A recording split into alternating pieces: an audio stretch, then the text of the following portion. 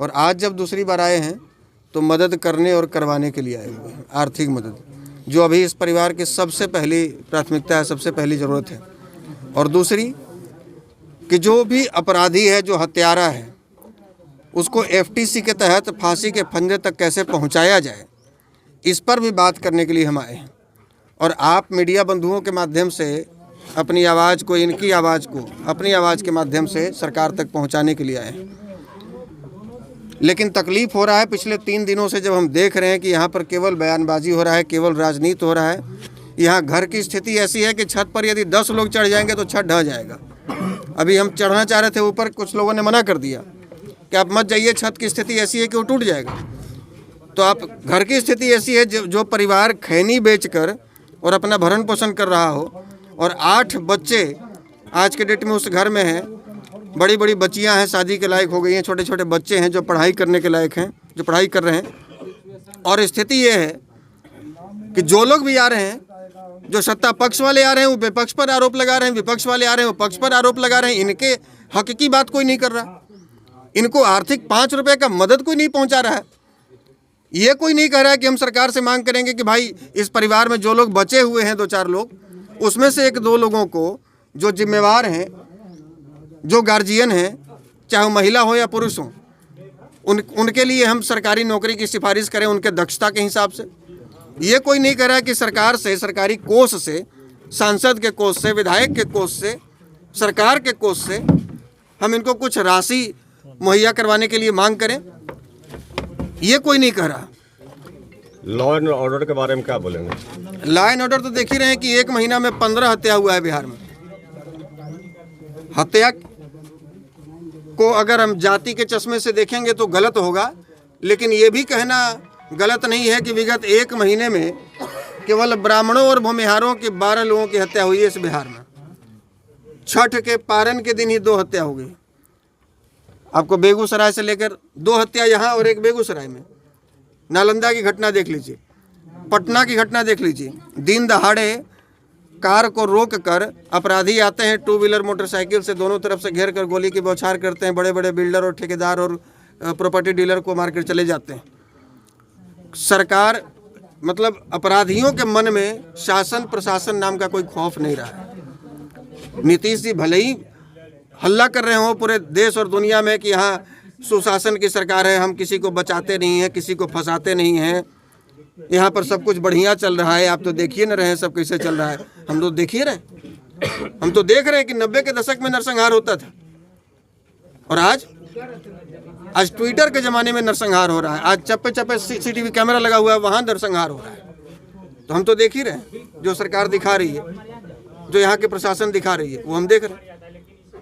4 दिन हो चुका मगर अभी तक कोई भी आरोपी गिरफ्तार नहीं है, मुख्य आरोपी गिरफ्तार नहीं हुआ है, जबकि एसपी का कहना है कि मात्र 1.5 मिनट के लिए वो चूक गया है।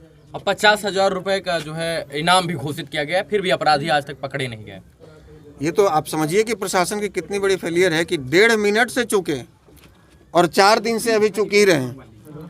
1.5 मिनट में आपके पास इतना शक्ति था, इतना पावर था कि आप चप्पे चप्पे पे प्रशासन लगा देते। वो कहाँ निकल कर भाग जाता? वो बिल में छुपा हुआ है क्या? चूहा है क्या वो, जो जमीन खोद के अंदर चला गया? आप चाहते तो 1.5 मिनट, मात्र 1.5 मिनट अपराध होने के बाद आप पहुंचे और कह रहे हैं कि 4 दिन से हम ढूंढ रहे, नहीं मिला, 50,000 का इनाम रखना पड़ रहा है आपको। आप बताइए कि प्रशासन ने कितनी बड़ी फेलियर। सबसे बड़ी बात है कि प्रशासन सही काम करे।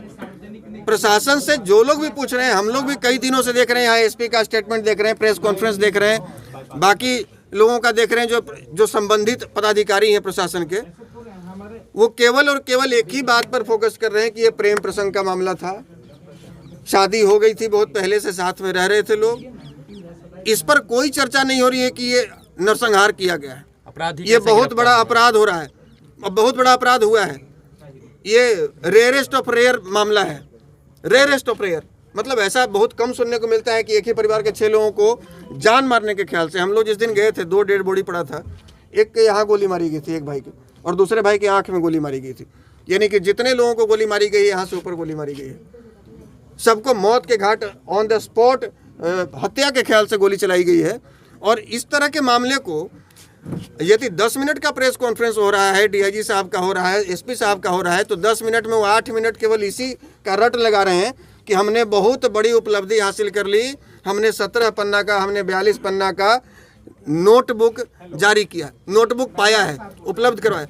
हमने आज तक सुना था सुसाइड नोट लिखा जाता है, आत्महत्या करने से पहले लोग एक नोट लिखते हैं, लेकिन पहली बार इतिहास में सुना जा रहा है कि यहाँ हत्या करने से पहले नोट लिखा गया है। ये सुसाइड नोट नहीं, ये किलर नोट है। हत्या करने से पहले नोट पहली बार हम सुन रहे हैं, और प्रशासन उस पर वाहवाही लूट रही है कि हमने वो कागज का पन्ना बरामद कर लिया। तो क्या उसके आधार पर आप उसको बेगुनाह साबित करना चाहते हैं?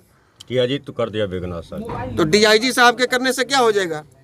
डीआईजी साहब को गुनाहगार साबित करने से भी नहीं हो जाएगा। डीआईजी साहब प्रोसेस हैं, एसपी साहब प्रोसेस हैं, डीजीपी साहब प्रोसेस हैं। न्यायालय को तय करना है कि कौन दोषी है कौन नहीं। और ये डीआईजी साहब और एसपी साहब, चाहे जो लोग भी साहब हैं, ये जितना भी घटना को मोड़ने का प्रयास करेंगे, हमारे जैसा लोग, आपके जैसा लोग, निष्पक्ष पत्रकार लोग और निष्पक्ष समाज सेवा से जुड़े लोग जब तक जिंदा हैं तब तक इनको न्याय मिलने से कोई रोक नहीं सकता है। हम लोग इनकी लड़ाई लड़ेंगे। हम लोग पहले दिन भी कह के गए थे, पहले दिन कुछ मीडिया के लोग सवाल किए थे कि आप लोग इनको आर्थिक मदद क्या कर रहे हैं, या इनको, इनकी गरीबी बहुत ज़्यादा है, इनके परिवार में आप लोग क्या सहयोग कर सकते हैं। उस दिन स्थिति ये थी कि इनके परिवार में कोई बात करने वाले नहीं थे। 4-6 लोगों को गोली लगी है, 2 लोग की बॉडी सामने पड़ी है, 4 लोग उस दिन हॉस्पिटल में थे, कोई ब्लड रिलेशन वाला नहीं था। हमने कहा था कि 2 दिन और इंतजार कीजिए, हम आएंगे, परिवार से मिलेंगे और जो बन पाएगा हम लोग आर्थिक मदद करेंगे, और लोगों से भी अपील करेंगे आर्थिक मदद के लिए। और इसीलिए आज आए हैं, और इनकी लड़ाई न्यायालय में भी हम लोग लड़ेंगे, किसी के भरोसे हम लोग नहीं छोड़ेंगे।